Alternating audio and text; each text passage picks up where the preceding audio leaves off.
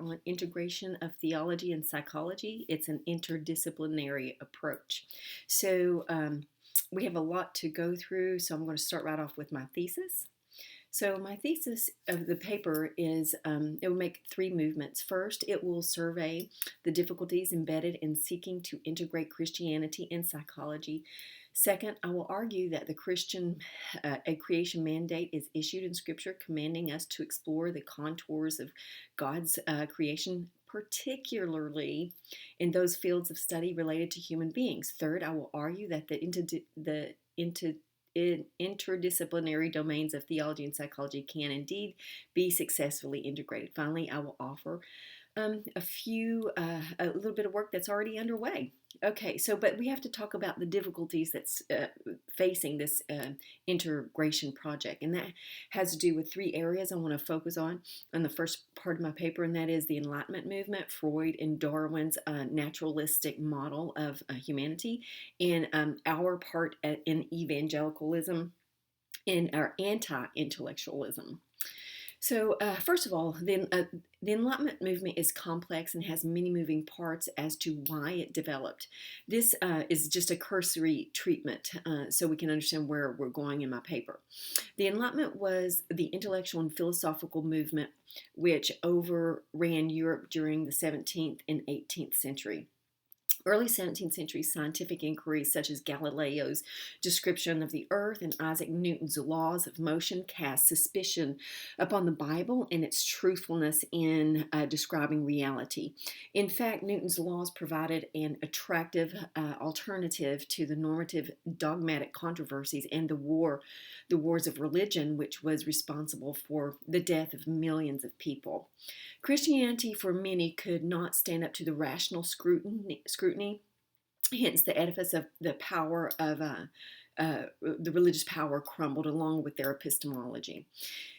In its place emerged an aggressive rationalism, creating a fissure between the sacred and the secular. This had profound implications upon later developments in psychology and with psychology's development itself.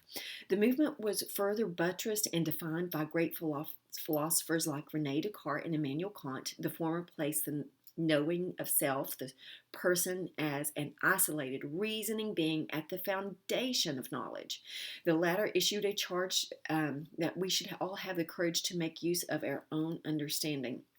Alistair McGrath, who is a scientist and a theologian, identifies the primary features of this movement as its assertion of the omnicompetence of human reason.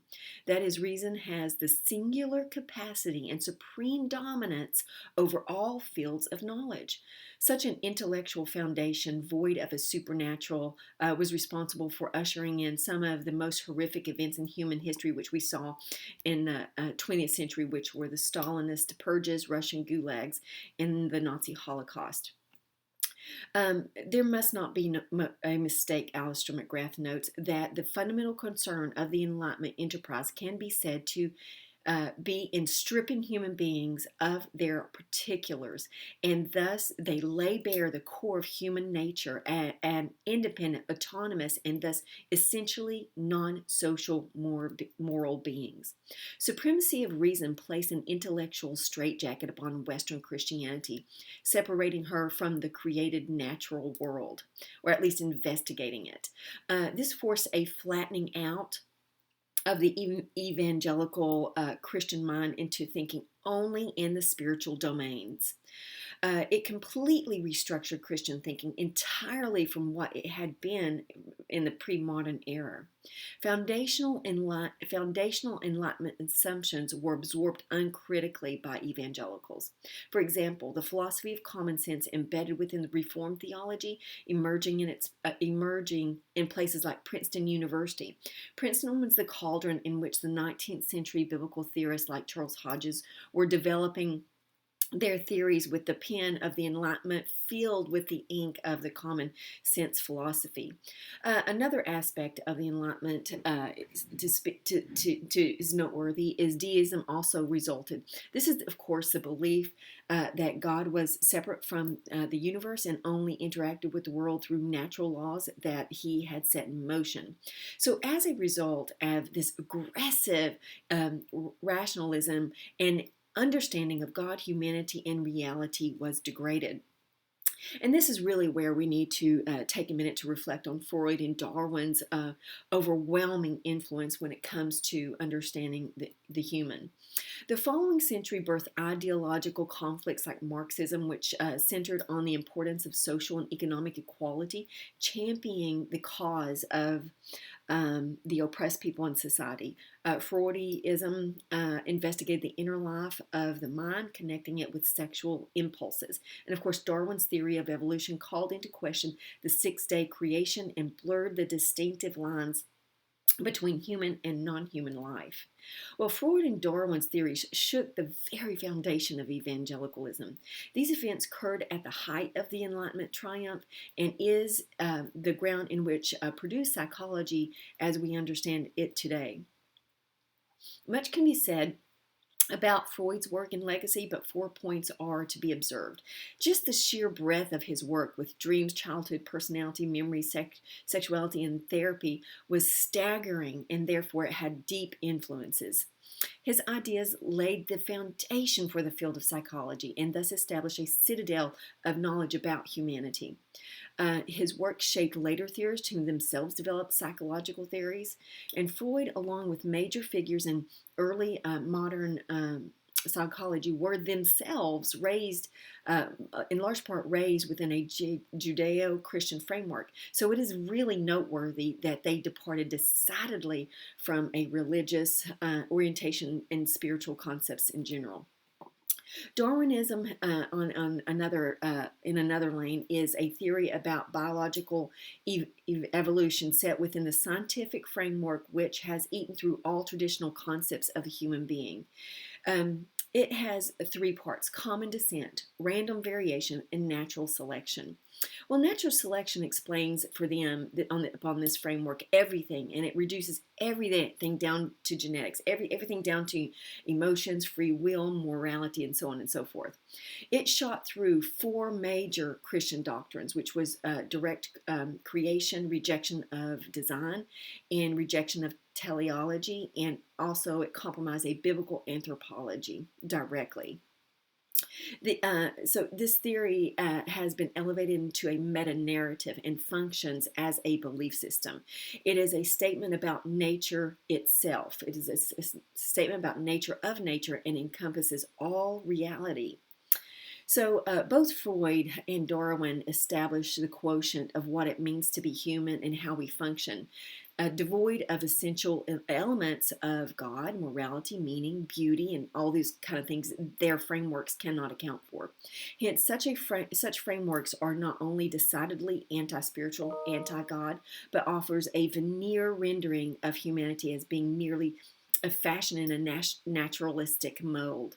They are unable to account for immaterial, moral, and spiritual domains of humanity in a deep sense. To say all of this, Charles Darwin's low view of humanity was matched only by Freud's view of humanity, which Erik Erikson famously evaluated as simply tragic. So those are some tenets of modernity. But what I want to talk about in this phase is our responsibility in this whole project of epistemology. And ours has to do with the evangelicalism's anti-intellectualism. Further complicating the intellectual divide is what Mark Knoll calls the scandal of the evangelical mind. Evangelicalism is defined here with Bibington's quadrilateral, which is conversionism, biblicism, activism, and crucicentrism. Mark Knoll, in his explosive book, The Scandal of the Evangelical Mind, sounded an alarm, really echoing earlier thinkers on the state of evangelicalism. That is, the failure to exercise the mind for Christ in these areas became acute in the 20th century. That is, the failure is precisely that there is no evangelical mind. To be sure, after the Enlightenment had erupted and banished Christianity to her intellectual dungeon, she adapted herself entirely to the spiritual domain, becoming increasingly suspicious of the intellectual life, favoring a heart religion. In short, the evangelical mind was chopped off while the evangelical heart dramatized. At the heart of the rise of the anti-intellectualism among evangelicals is the fundamentalist modernist conflict. And really two realities fueled this fire, which was the evolution of American society away from Protestant ethos, and secondly, an introduction of several important theological innovations. Fundamentalism had a profound role in inculcating anti-intellectualism within the fabric of evangelicalism, not the least of which is the fact that this movement reinforced 19th century assumptions about the conduct of thinking itself. So Harry Blamires, if I'm saying his name correctly, he published a book in 1963, The Christian Mind and How Christians Should Think, where he gave a warning that the Christian mind has succumbed to the secular drift with a degree of weakness and nervousness unmatched in Christian history, and there is no longer a Christian mind. Blamires' crushing criticism is found in his thesis, which states, except over the very narrow field of thinking, chiefly touching questions of strictly personal conduct, we Christians in the modern world accept for the purpose of mental activity, we accept a frame of reference constructed by a secular mind and a set of criteria reflecting secular evaluations. There is no Christian mind. There is no shared field of discourse in which we can move at ease as thinking Christian by trodden ways and by established landmarks. Well, Charles Malik, in his address at the dedication at Wheaton College in 1980 stated, "I must be frank with you. The greatest danger besetting American evangelical Christianity is the danger of anti-intellectualism." And Oskin is quoting Malik, issues a more chilling evaluation. The problem is not only to win souls, but to save minds. If you win the whole world and lose the mind of the world, you will soon discover you have not won the world. Indeed, it may turn out you have actually lost the world. In the last several decades, though, it appears that evangelicals are making a slow turn. And this is because of the emergence of postmodernism has begun to supplant modernistic worldview, which was birthed in the Enlightenment, by the Enlightenment. This is a direct result of the collapse of the confidence in reason. It is an intellectual movement which proclaims that the Enlightenment rested on fraudulent intellectual foundations and that it ushered in some of the most horrific events in human history. So those are some tenets of postmodernity, but the central feature of it is deconstruction. This maintains that all theories are simply worked out to justify and empower those who hold them rather than being based on facts. It not only rejects the limitation of meaning of language to empirical reference, it rejects the idea that language has any sort of objective or extra-linguistic reference at all. While there are mixed views as to the positive and negative impacts this movement has on Christianity, many believe we should not fear the postmodern critique of modernity, nor its growing footprint. Hathaway and Yarnell goes further to say, this is a necessary judgment on the arrogance of modernity, a judgment from within. Our task is to reflect on modernity, on this moment of despair, and come out on the other side. Well, my question is, could this be an opportunity for Christian thinkers to enter again into the public square, particularly in psychology?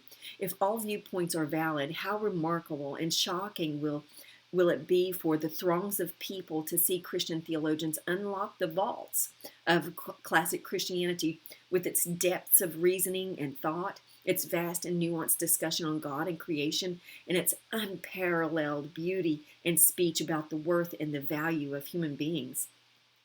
We have seen the discipline actually in philosophy awaken with Christian thinkers like Alvin Plantinga and William Lane Craig. We've seen the historical domain come alive with works like with people like Mark Knoll and other evangelicals who are doing scholarly work. And we are also beginning to feel some movement in the discipline of psychology currently. So, as we think about entering this field, what we need to think about is a Christian framework. And I want to talk about that in 3 ways. And that is, we must obey creation's mandate command by God. We must start with a Christian worldview, and we must adopt a biblical view of humanity.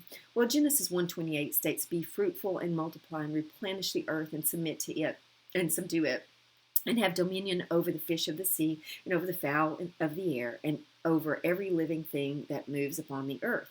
This mandate is aimed at all human beings, not just the Christians and not just the secular.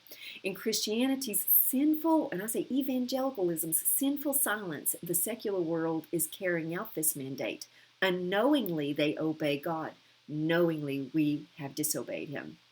Knowingly, we have disobeyed this. At the heart of this mandate is a very thick doctrine of creation, which establishes the goodness of the material world and speaks to how God reveals himself in human creation. Psalm 19:1 speaks of the heavens declare God's glory. Paul teaches in Romans 1:18 that God reveals clear, authoritative, and illuminating truths through creation. Elsewhere, Paul declares that God did this so that they would seek him and perhaps reach for him and find him, though he is not far from any of us.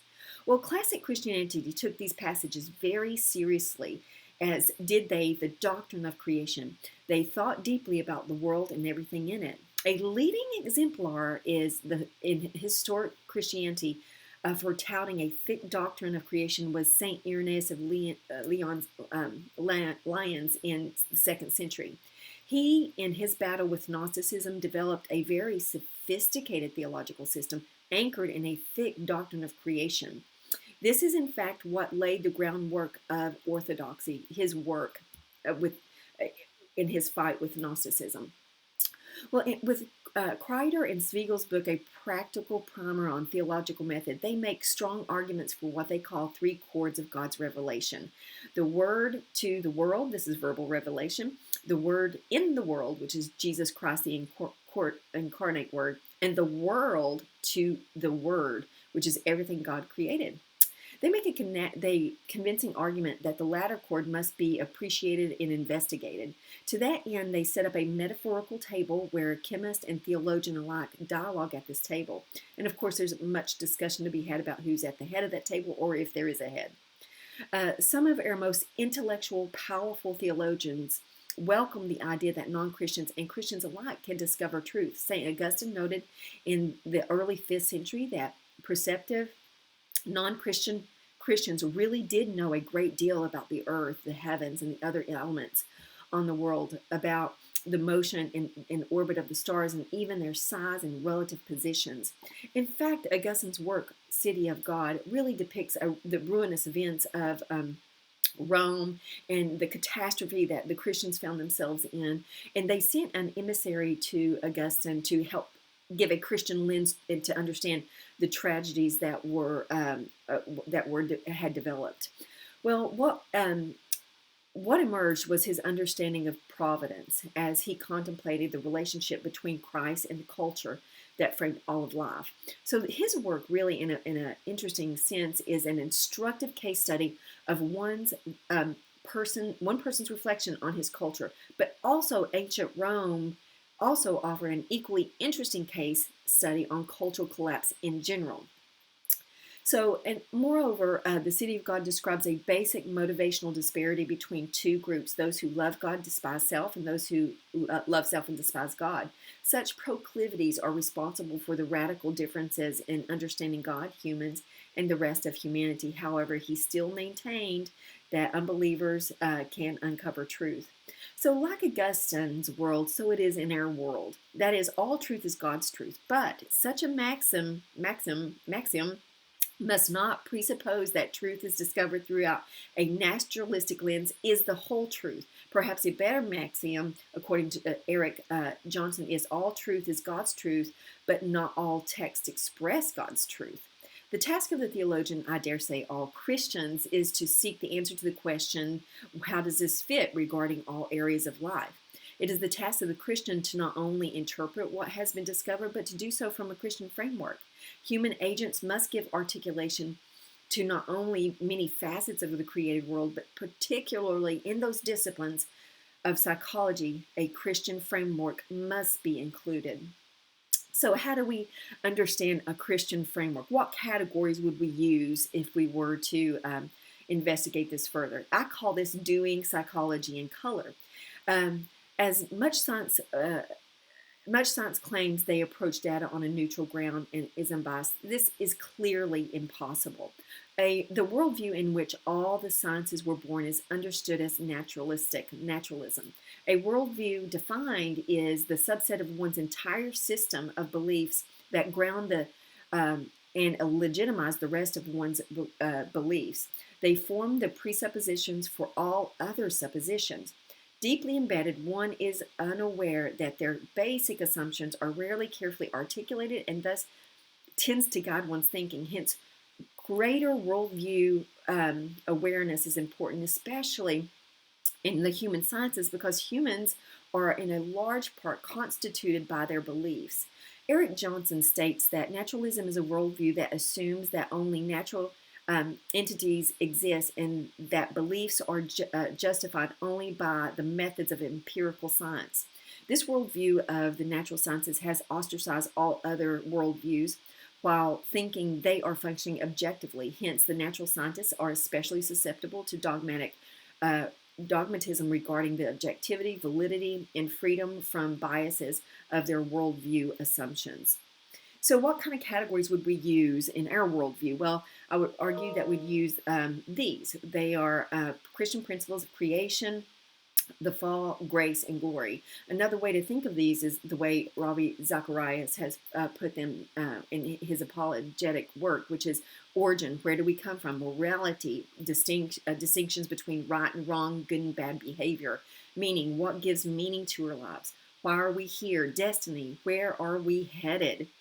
So not only are these Christian categories the way in which we must think, but I would argue that they speak directly to the field of psychology. I would also assert that because of the profound depth these categories provide for human beings, it enables psychology to be done in color. That is, as opposed to the anemic context of naturalism's worldview, especially when applied to humanity. In short, profound psychology then can emerge. Philip Graham Ryken rightly and clearly states, because God is our ultimate frame of reference, the supreme reality at the center of all reality, the be-all and end-all of everything, therefore whatever else we include in our worldview will need to be understood with a reference to God. Maintaining a decidedly Christian worldview and aided by the Holy Spirit, Christians can develop strong conceptual integration models at structural levels, while also accessing classic Christianity's spiritual formation and doctrinal reservoirs for practical counseling models. Indeed, this is actually already afoot.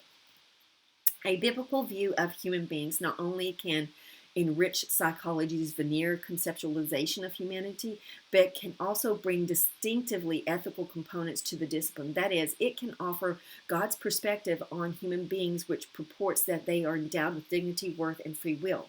And it can ground that as well. At the heart of a biblical view of humanity is the imago Dei, or the image of God, which rests upon all human beings. This certainly speaks to the above descriptions, but it offers so much more for the field of psychology. For instance, how could the understanding of the image of God speak to the dehumanization of pornography?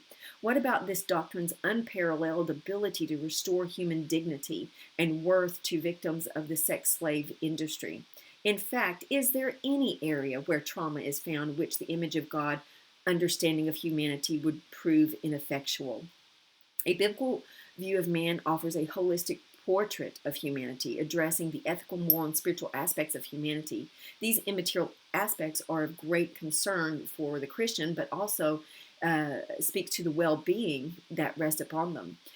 Yes, secular psychology discusses immaterial aspects like conscience, emotions, and thoughts, but again, this is done on a naturalistic framework which ignores the spiritual aspects, which are acknowledged nearly by the entirety of human history in one way or another. Furthermore, adopting a biblical view of man includes material qualities such as embodied, gendered, and sexual souls. That is, God did not create generic, androgynous, sexually undifferentiated humanity, but rather male and female. A biblical view of humanity has profound implications for a whole host of studies and issues being played out in the field of psychology today. What about the confusion of gender dysphoria in the suicide culture? Can a biblical view of humanity speak to the unethical, immoral, and barbarous act of child reassignment surgeries? What about the further studies which will show significant psychological trauma with individuals who underwent these reassignment surgeries? On a counseling end, can a biblical worldview of humanity bring healing and meaning to the destroyed identities of these individuals? And this is just a cursory treatment of what a biblical worldview could do with current issues that we are seeing unfold. So here's what the Christian worldview does. It provides meaningful categories that resonates with human beings because they are related to God. These categories speak directly to the field of psychology on a structural level and practical level. It provides rich Christian heritage of doctrines that can rescue a low view of humanity and lift her to new heights. Offers a holistic portrait of humanity in acknowledging the material and immaterial aspects, but also offers a spiritual framework to help understand those immaterial aspects. It serves as a protector for children from the barbarous acts that are camouflaged by compassion and identity freedom. We've got to show research at the academic level of how that's traumatizing. Offers hope and healing to seemingly hopeless situations. So this last part is integration in theology. Can it be done? While there are mixed opinions in psychology can be integrated, I will argue that this can be done provided serious considerations being given to the following areas. Evangelicals must emerge from their intellectual dungeon and begin to think again, and do so at the deepest levels in academia and in the fields of all fields of psychology. This may include doubling up on degrees in psychology and theology so as to understand the unique landscape.